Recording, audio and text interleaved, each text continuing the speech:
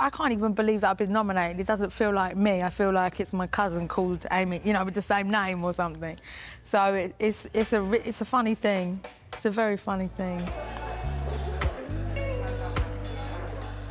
Very witty person, very warm person, a people person. You know, I feel wicked. I'm proud of myself. Young, energetic, full of life, having so much fun.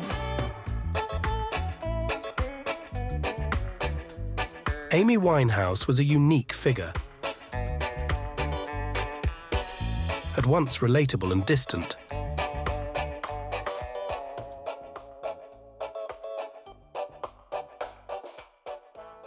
With a talent as fierce as her insecurities were consuming, she navigated the world with a complex blend of wit and sadness, sensitivity and brashness, humour and turmoil. I didn't even have time to get drunk. I've only been about 15 minutes. She had her vices, cigarettes, alcohol, hard drugs and catastrophic relationships. She became a fixture in the tabloids as much as the charts because of them. The photographers are there for every episode in the Winehouse soap opera. It is said that the British press were relentless in their pursuit of seeing Amy go downwards. Nothing was really sacred. And as a dad, I'll ask you another question. What would be your biggest fear? My biggest fear is that she would die.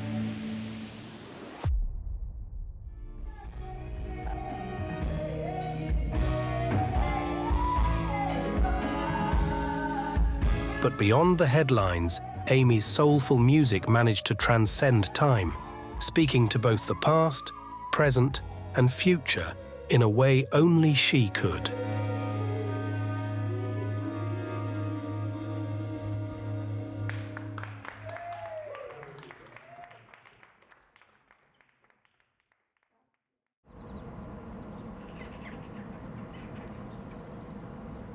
Before the Beehive and her fatal dance with international celebrity, Amy would be born in London and grew up in the Southgate area. Her mother, Janice, was a pharmacist, while her father, Mitch, was a taxi driver and window panel installer. They were close-knit and perfectly ordinary. She was particularly fond of Cynthia, her father's mother. Cynthia was a formidable and glamorous matriarch. She had been a singer, dating jazz saxophonist Ronnie Scott.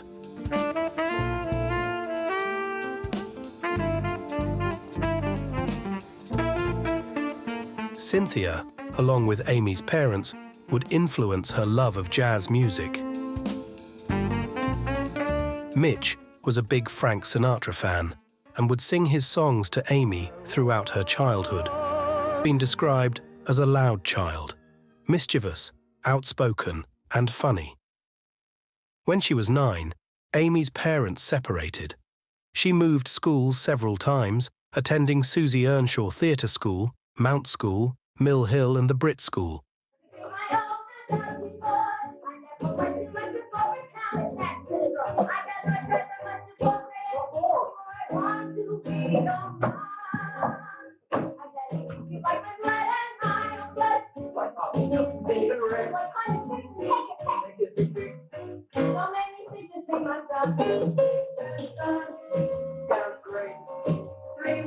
She was so talented in many ways that people do not realise.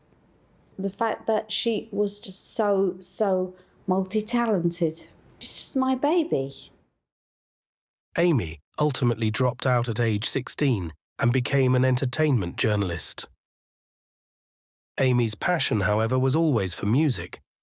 She had been playing and writing her own music since she was 14, and alongside her job would sing with a group called the Bolsha Band.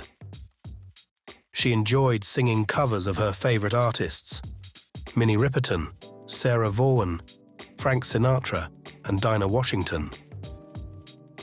Throughout the rest of her teenage years, she developed a love for hip-hop, specifically the girl group Salt and Pepper.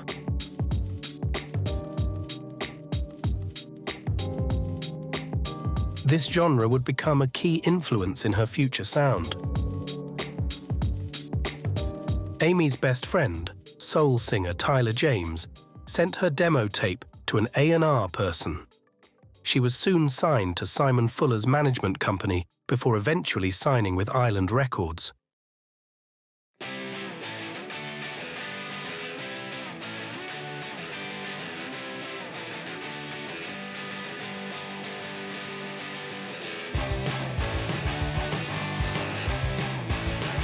After signing with Island Records in 2002, Amy made Camden her home.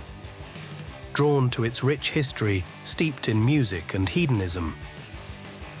Camden's legacy in music dates back decades, from its roots in punk rock to its pivotal role in the Britpop explosion of the 1990s. In the 2000s, it became synonymous with the burgeoning indie scene, hosting rising stars like the Libertines and Razorlight. For Amy, the early 2000s were a happy time. She was part of a vibrant social scene, partying and drinking with friends, and bar hopping around Camden. She's a very witty person, very warm person, a people person, very approachable, and just liked hanging out. And I live in Camden Town, and I'd see her often around the streets before I started working with her, and she just liked to be mixing with people. I remember first meeting Amy when we first did our auditions for our band, and that was in 2003. It's when I first met Dale and Nathan as well. And I remember meeting her outside the studio, and there was this little girl there, and we were like, "You're Amy?" It's like just didn't necessarily put a voice to her. And then we got in the studio and started playing with her, and this voice came out, and I couldn't believe what I was hearing. It was one of the most amazing things I'd ever heard.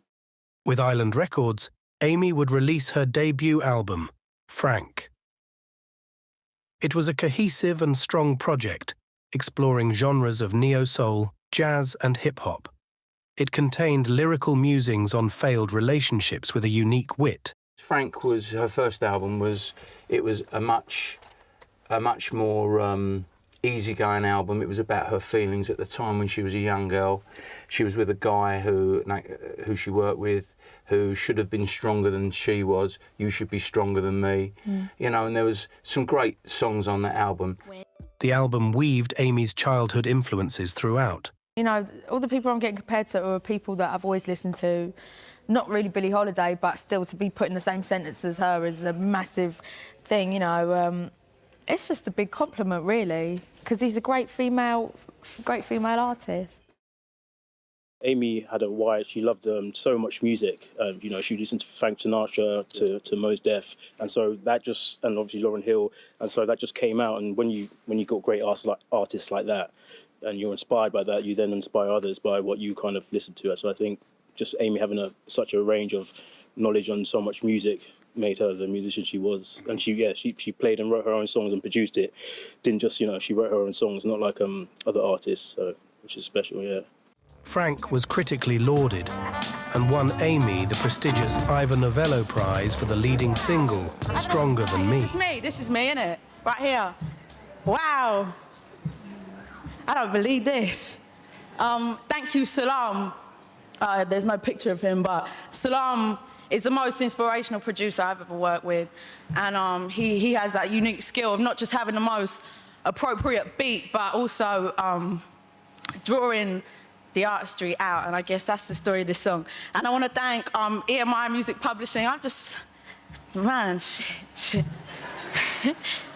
thank EMI Music Publishing and all the Nicks, and obviously Island Records, and Salam again, and Bruce Purse, who played the trumpet on the track. Thank you.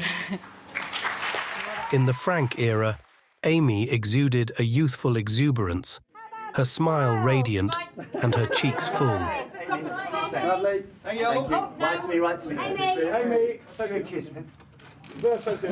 Amy, just Giddy on the novel excitement of interviews and press duties. Come on, darling, congratulations. Thank you so much. I feel wicked, you know, I feel wicked. I'm proud of myself, really proud of myself. You were quite calm when you came in, all a bit blasé. Yeah, but, you know, no, I never think I'm going to get any of this shit, but, you know, wow, Bobby Womack gave me the shit himself. I can't believe it. You seem genuinely surprised, are you? Yeah, I'm like, no, you know, I ain't got no words, man. I don't know. I first met Amy at the Brit Awards. I was wearing a dress with lots of tassels on. She came running up to me and said, mate, love the dress, love the dress. You could see that she was visibly thinking, I'm at the Brits, this is amazing, as we all were. Young, energetic, full of life, having so much fun. It's kind of news, yeah, it's conveyor belt. Have I met you before? Yeah, I think we were at the, where were we, Brit nominations or somewhere like that. Got for nice and Elvis Hawaiian looks very cute. Is that friendship? Do you need to be further back? Fine. You could stay. Can we just get you slightly further back? That's great. This looks nicer. Cool. So have you just been performing? Yeah. What's it like? I haven't ate. I've probably missed the dinner now. So I'm not hungry. It was really good now. It's really good. Kind of wicked, you know. It's like it's an industry crowd. It kind of strikes me that the UK. But I think if you do enough things like me and like Ty, you realise that it's less about the crowd and more about what's going on with your band and yourself, because there are a lot of dry audiences around, but it's cool. It's cool. You just enjoy yourself and no one cares. You know what I mean? And what about the other bands? I mean, you kind of eyeing each other up, looking at each other funnily. I mean, what's it like? No, it's cool. It's cool. It's nice to be here because, you know, it's not like a pop thing. It's not like who's the poppiest this year. Here's Amy Winehouse is busted. You know, it's not like that. It's not like that. I don't know a pop band out there right now that if they're not playlisted or people here are musicians. You know what I mean? I'm not saying busted up musicians. So with us, they are nothing musicians. to do with quality of the music, it's to do with the kind of old people here are musicians. It's cool. It's a like-minded thing, you know. This country is very warped. As a musician, you don't turn up and think, this is mine, this is mine. You turn up and you think, I hope my song goes okay, and, you know, you shit yourself, you know, and I'm not alone in that. There's so many wicked bands, sorry babe, there's so many wicked bands here, and I'm just lucky to be here with all them bands, you know what I mean? She was nominated for the Mercury Prize and at the Brit Awards for Female Solo Artist and Urban Act. Well, it would be nice. I mean, you know, it would be so... I can't even believe that I've been nominated. It doesn't feel like me. I feel like it's my cousin called Amy, you know, with the same name or something. So it's a funny thing. It's a very funny thing.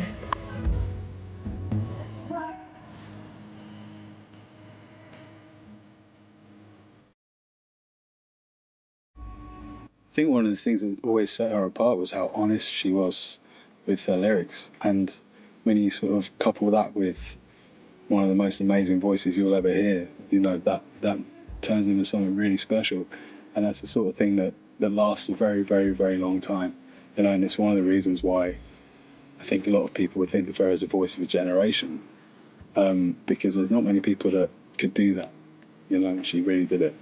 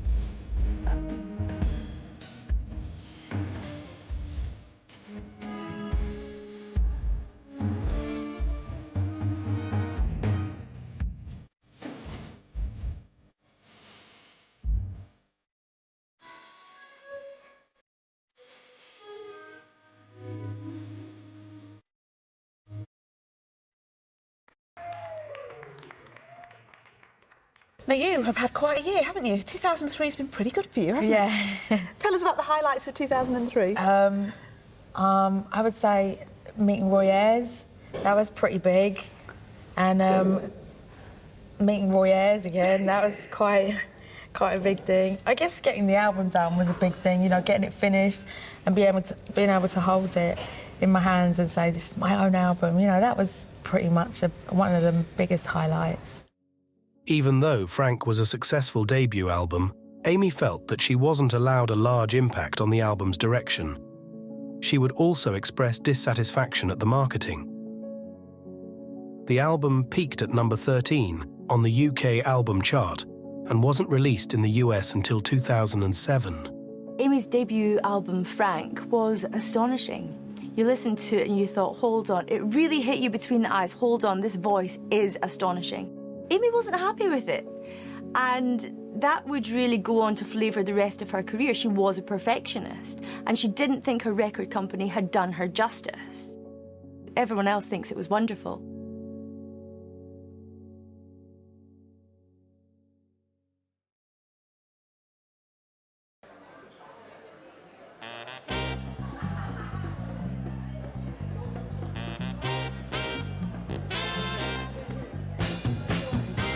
After the success of Frank, Amy would continue partying in Camden. She was known in particular to frequent the Hawley Arms. In 2005, she would meet Blake Fielder Civil, a production assistant, at a pub. Their relationship quickly blossomed over shared drinks, pool games, and control of the jukebox. By the end of that summer, they were inseparable, with Amy even tattooing Blake's name on her chest. However, their intense romance took a toll when Blake ended things abruptly after 6 months, reigniting a flame with his ex-girlfriend. Amy spiraled into heavy drinking to cope with the heartbreak.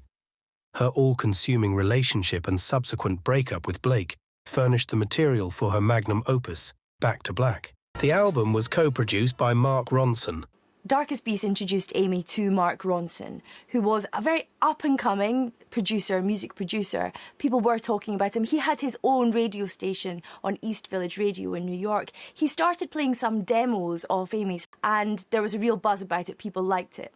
He really liked Amy. The moment they met, he thought, here's a girl who's not going to take any nonsense. She knows what she wants. And he loved her, he said, because when she didn't think he was being great, when his results weren't fantastic, she told him.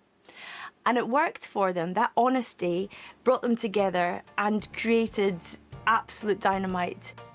They are really refreshing to read about because they're so honest and they just sort of say what's on their mind in an era where it seems like everything that like a Shakira says probably gets filtered through 7 PR people. Like there's something about something that just says, no, this is rubbish, or I don't like her, or whatever.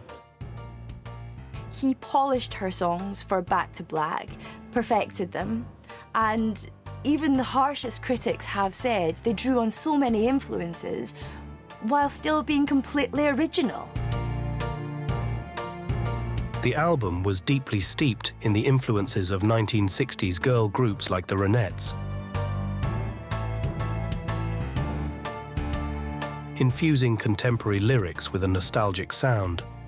I think artists that we tend to talk about a lot often have a quality of being rooted in tradition and the past, but also suggesting the future at the same time. So she's kind of inspired by hip-hop and current music, but at the same time jazz and older forms of music at the same time. So that was very compelling musically.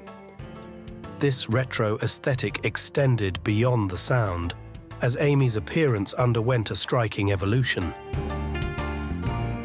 She embraced a distinctive style, characterized by a towering beehive hairstyle and bold graphic eyeliner. She's like a vintage pin-up girl with a modern twist. I mean, even when she was great for buying dresses from young designers, always giving other people a chance. Even if she bought a dress on the high street, she adjusted it, she made little alterations to make it her own. And then, of course, with that beehive hairstyle, it became so iconic. She's a legend in the fashion world as well as in the music world as well. Amy Winehouse, she had like a, first the voice, herself, how she was, how honest, authentic she was, and also her look. I love the look. It was like a neo-retro 50s, 80s look, truly great and very inspiring. It was a kind of dark hair Brigitte Bardot, you know, but in a way, you know, like also sexy and short. No, it's a mix about fashion and inspiration. It's herself, you know. But the real ones that create fashion are the ones that themselves, they do their own thing.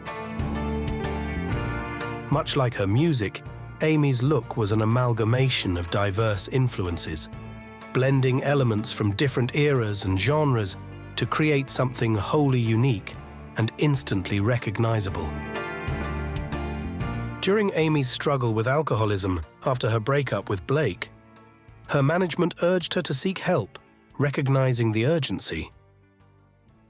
However, her father disagreed with the idea. This conflict inspired the song Rehab. This pivotal track not only marked a turning point in her career, but also served as a transition from her earlier jazz-oriented style to a more mainstream sound.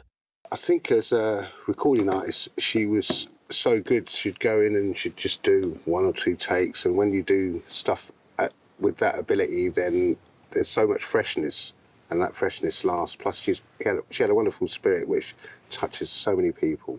I wrote Rehab in about 20 minutes, and it was just I wrote it about something that had happened to me. It wrote itself. It's just a novelty song in it, but it's true. It's something that happened to me, and I guess it pretty much wrote itself. Similar to her debut album Frank, Back to Black delved into the unraveling of a relationship, showcasing Amy's signature blend of bold vulnerability and sardonic wit.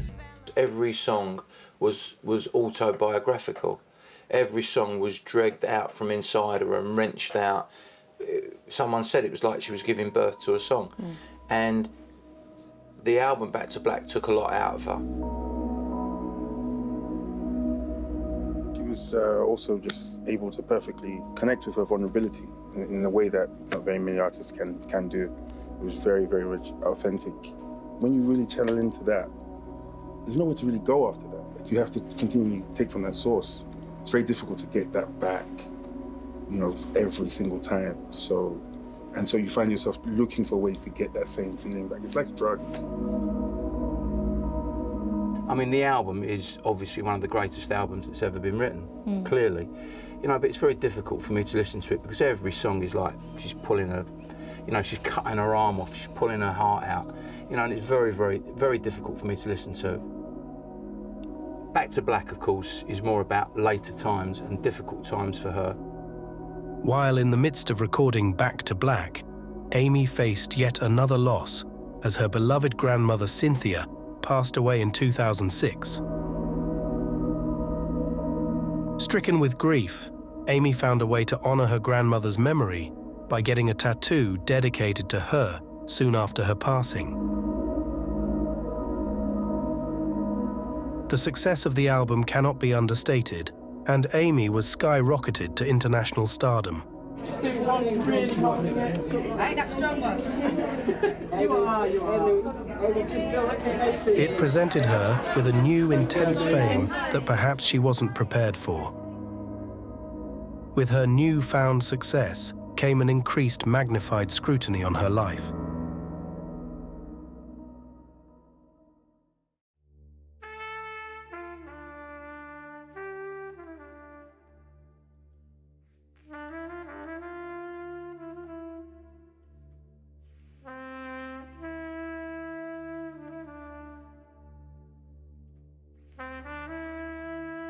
After the release of Back to Black, Amy and Blake would reignite their relationship, eloping privately in Miami in 2007. She loved him. She loved the way he looked. She loved the hats he wore. She thought that he was the male version of her. She thought he was perfection. Blake had been using drugs, and soon after their reunion, he introduced Amy to heroin and crack cocaine. Is your honeymoon? Yeah, every day's a honeymoon. Hey, listen, I married the best man in the world. Every day's a honeymoon. He hasn't done too badly himself. It would be the beginning of Amy's spiral out of control. The photographers are there for every episode in the Winehouse soap opera. Their individual self-destructive tendencies fueled a joint addiction. It gripped both of them.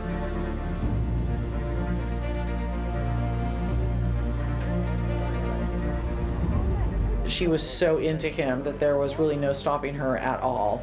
It was that same sort of force, like she had to be with Blake.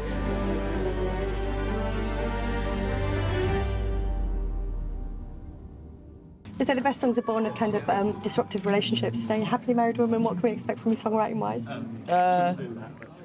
Happy songs? Yeah, happy songs. Care Bears theme tunes. Amy, your dad said he was sad he didn't walk you down the aisle. Are you going to have another do here in England? I definitely will. Definitely do something proper. Was he angry with you? Was he okay? No, he's fine. He's fine. What's he going to do? In early 2007, Amy would perform Rehab at the Brit Awards and took home the award for British Female Solo Artist. She would also win her second Ivor Novello Award.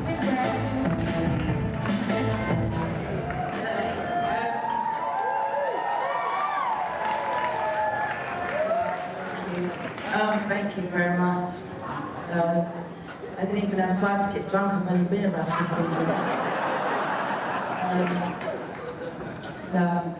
minutes. It means a lot. Thank you very much. I'm very lucky that I got to write the kind of songs that I suppose I wanted to write. And thank you to everyone at EMI and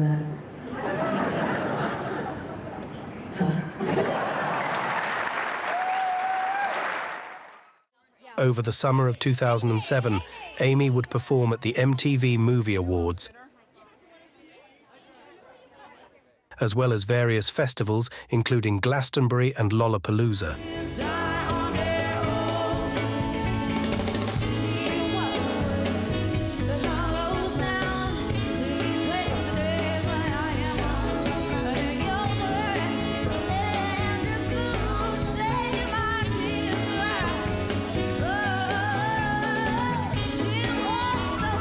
However, as the year came to a close, the public started to become aware that something wasn't right with Amy.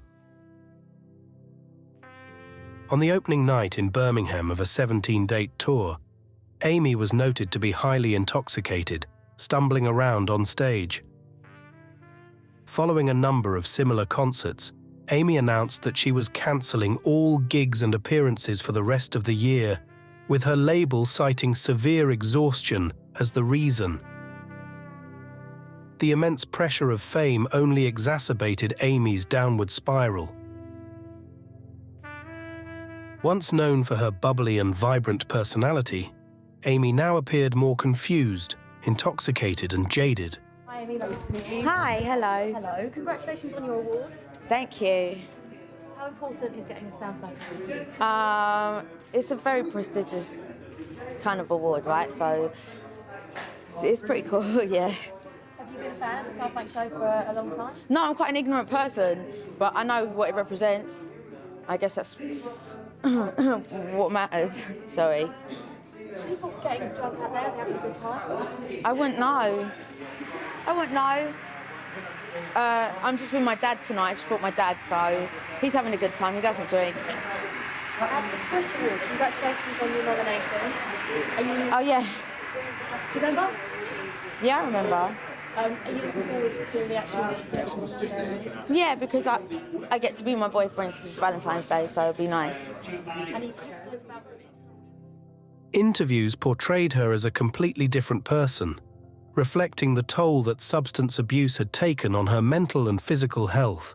Have come out doing, you defied convention, not just with your sound, but also with your look.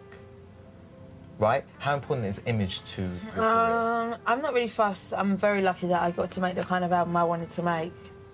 That's pretty much it. The rest of it, I'd tell everyone to piss off, so it doesn't really matter, I suppose. Amy's struggles with substance abuse were further complicated by her ongoing battle with bulimia, a disorder she had grappled with since childhood. Her fragility and unpredictability attracted paparazzi attention, feeding into a cycle of intrusion and exploitation. Photographers and snappers here say they haven't seen Amy Winehouse in the flesh for 4 days now, but that doesn't matter to them. This is a waiting game, and they are a permanent fixture in the singer's life. That we're here to offer a service, and that's it really. We can't have any compassion or have any emotional connection to like what's going on and look at her as a normal human being, to be honest with you. It's a subject for me, it's a job.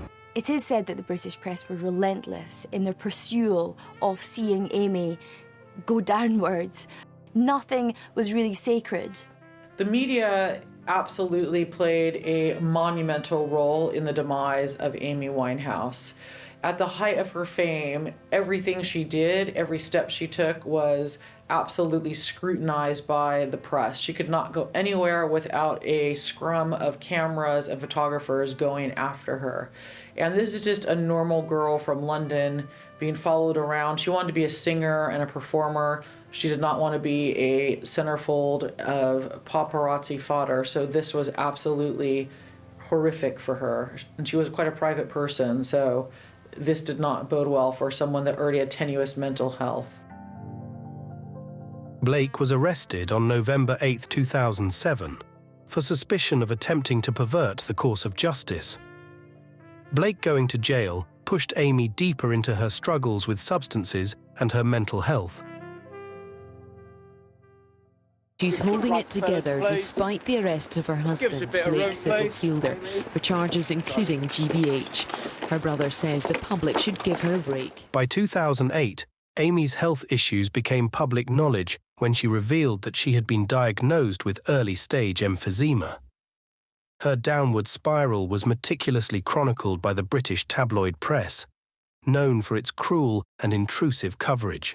This is going to shock some people, shock some organisations, whether it's the police, a record company, a family, a friends, or whoever, to get her the help that she so clearly needs and clearly deserves to get off these drugs.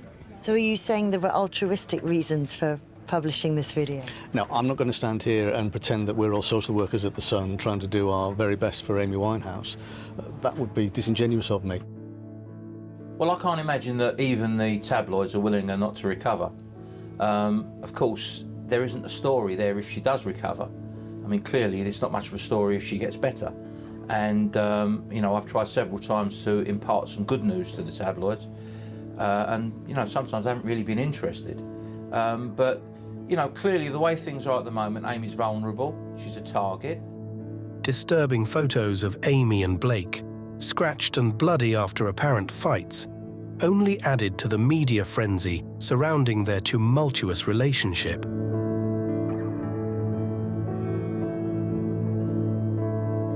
In early 2008, a video of Amy appearing to use drugs was leaked to the Sun tabloid. The video resulted in Amy entering rehab, and she was subsequently denied a US work visa to attend the Grammys, where she was nominated for 6 awards. As Amy was the year's top nominee, she managed to get clean and begun to regain her look. In lieu of attending the Grammys in person, Amy hosted a remote live televised celebration in London. She would win 5 out of 6 of her nominations, with Tony Bennett, who was a huge inspiration for Amy, presenting her with Record of the Year for Rehab. And the Grammy goes to Amy Winehouse.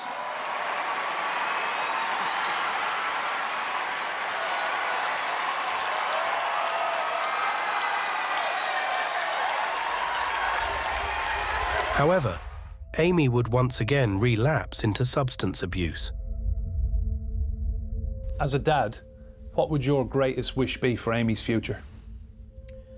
Well, for her to be well, for her to have a loving relationship with whoever she chooses to have that loving relationship with, could be Blake, to carry on her fantastic relationship with the family that we have, and to do whatever it is that makes her happy. You know, she wants to have a family. Maybe that'll be her drug of choice. Family, children. She'd love to have children. But of course, again, not as far as Amy's concerned, but generally, you know, people who are addicted to drugs, it's unwise for people to have children, because their children could be born as addicts. She understands all of these things. And all of these things are helping her to begin to make the right choices. And as a dad, I'll ask you another question. What would be your biggest fear? Well, my biggest fear is that she would die.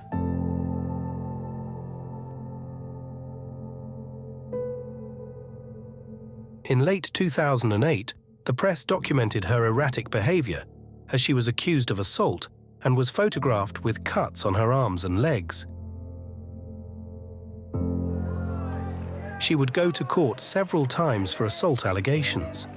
You know, the guy who she had the altercation with the other day, front page of the Daily Mirror, you know, he would have been paid for that, you know, and people understand. They know how the tabloids work. And, you know, it's not as if they have put a bounty on her head and said, if you get into an altercation with Amy, it could be worth £5,000 or £10,000. But it's kind of an unspoken, implicit agreement between the tabloids and the population. That is, if you can rough up a star, or better still, if you can get thumped by a star, you know, you're on a winner. You're on a winner.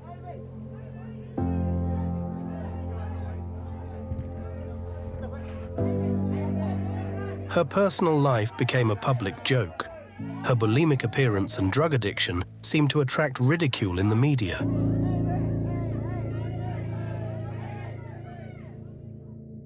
According to her physician, Amy had stopped using illegal substances in 2008. However, as a replacement, she began to drink more heavily. Amy's personal struggles had now fully eclipsed her musical talent and achievements. In the years following, Amy meandered in and out of the public eye.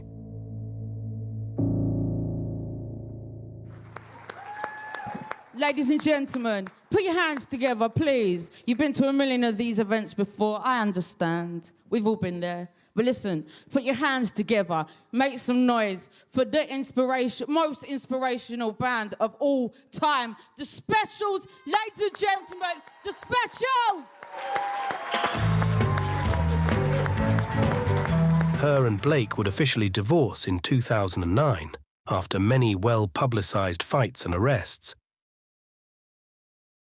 She would spend a lot of time in St. Lucia with friends and family. The only time she got away was when she went to the Caribbean. She went to St. Lucia to write some new songs. But even there, word filtered back through tourists that she was on her hands and knees every night crawling around because she was so drunk. She was a girl who clearly was tortured, no matter where she was. She continued to drink excessively and would go in and out of rehabilitation centres. In 2010, Island Records optimistically announced that a new album from Winehouse is on the way. I'll be working till I drop dead, so, you know, it'll be good.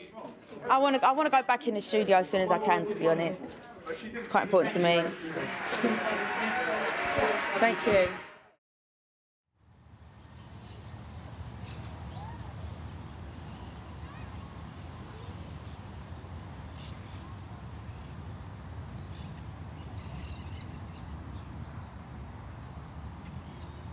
In early 2011, Amy was invited by Tony Bennett to record a duet of the song Body and Soul.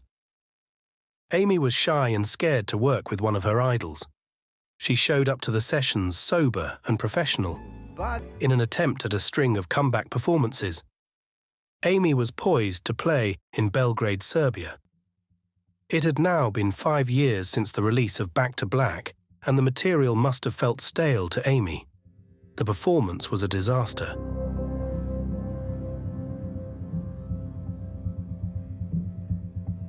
It depicted someone who had completely given up. She doesn't manage to get through a single song and was subsequently booed off stage. It would be the last performance of her life.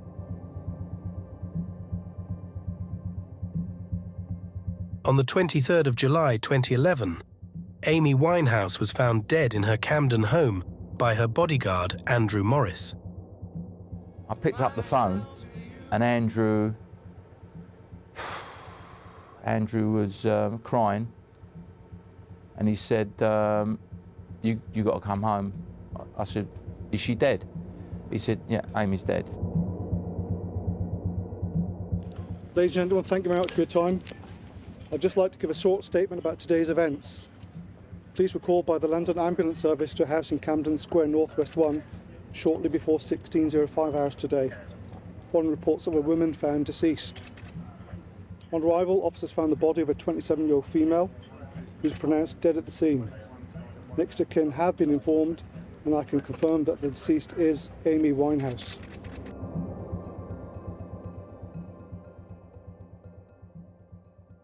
The cause of death was due to alcohol poisoning. She was just 27 years old.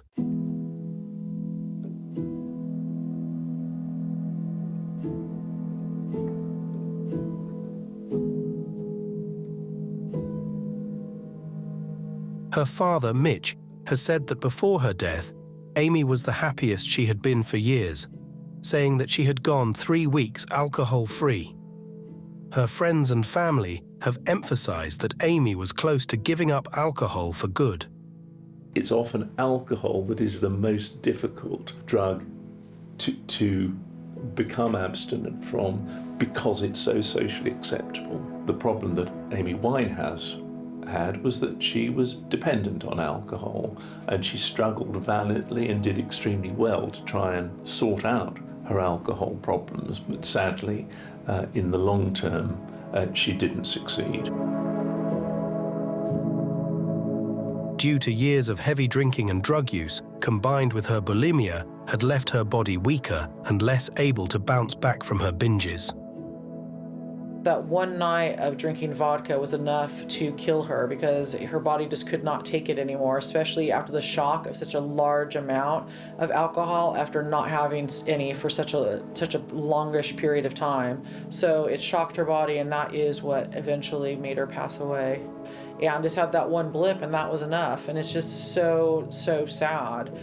Here's someone that had been fighting this for so long, and she finally is in a position where she's trying to battle back, and it does her in. It's absolutely tragic.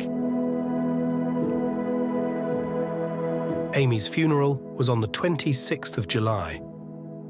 The ceremony was attended by all of her family, as well as some of her industry friends, such as Mark Ronson and Kelly Osbourne. Since her death, many people have tried to place retroactive blame for a source of Amy's downfall. Some have blamed her parents, believing there was negligence on their part. Mitch says his words were edited to make him seem irresponsible.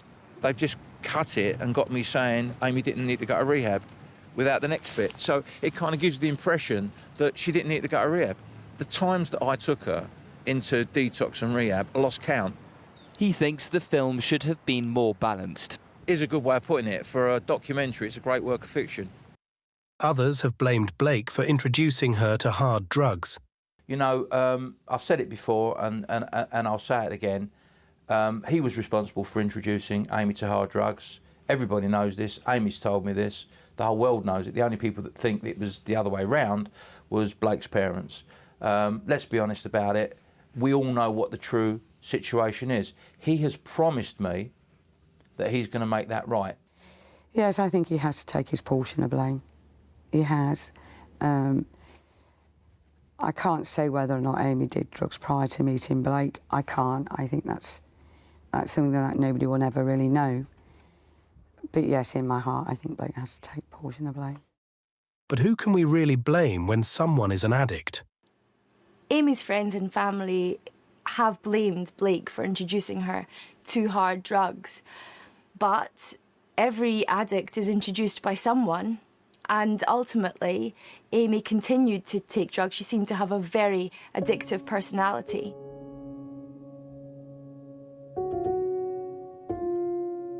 It is tempting to remember Amy through the tragedy in her life. Her star now in the mythical cult of the 27 Club. In company of the likes of Kurt Cobain and Janis Joplin. However, after the stories of the drunken brawls, doomed relationships and the heavy drugs, the thing that remains forever is Amy's music. She was an inimitable songwriter with a powerful and raw voice.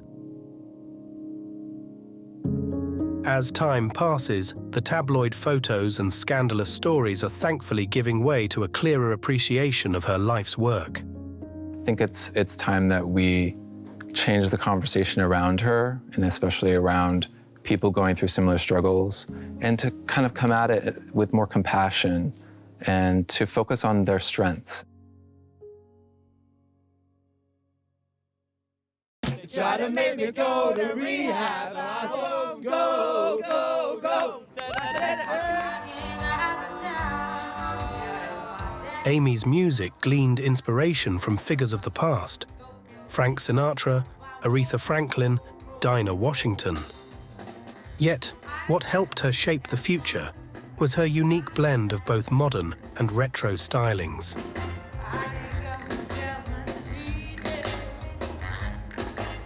Her unorthodox approach paved the way for countless female artists who followed, including Adele and Lana Del Rey.